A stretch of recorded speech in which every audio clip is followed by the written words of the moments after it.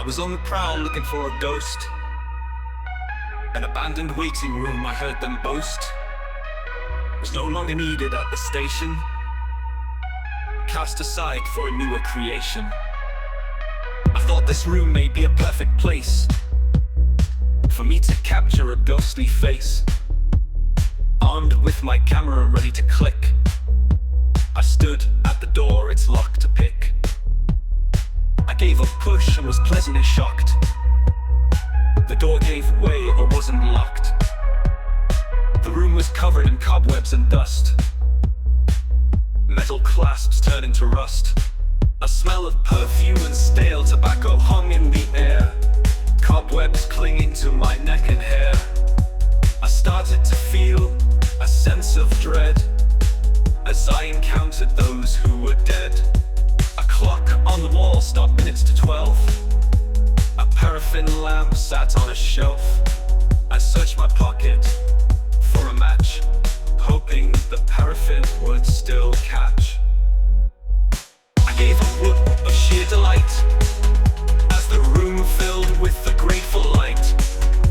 The fireplace empty with no roaring fire. I sat on a bench, beginning to tire. I laid out my sleeping bag to make a bed, needing to rest my weary head. The lamp was ideal for my task. For better lighting, I could not ask. It's giving out a ghostly light, perfect, visited through the night. As the hours passed, I heard high-pitched voices, sounding like people making choices in dialects I did not know, sounding like people from years ago. After a few hours I thought this is a bore, so got up off the bench to go and explore. I found on the wall an ancient phone, to my surprise with a dialing tone. I held it up against my ear.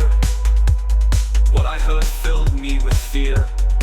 To hear such noises of this kind, I thought maybe I was losing my mind. I put the phone back on the wall. As I did, it started to call. It had a bell, like sort of ring.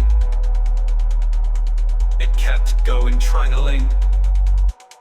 The phone ringing gave me a fright, shaking slightly where I stood. I heard someone walking on the platform outside. I looked to see where I could hide. Past the window went a shadowy figure, getting closer and getting bigger.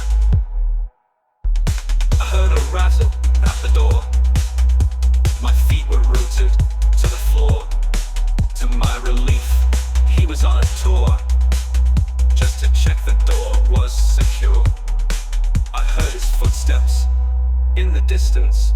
I felt safe in this instance. Panic over my breath I did catch. I tried once more to lift the latch. Had it slipped or been locked so my exit would be blocked? To this day I cannot say, I only know I got away.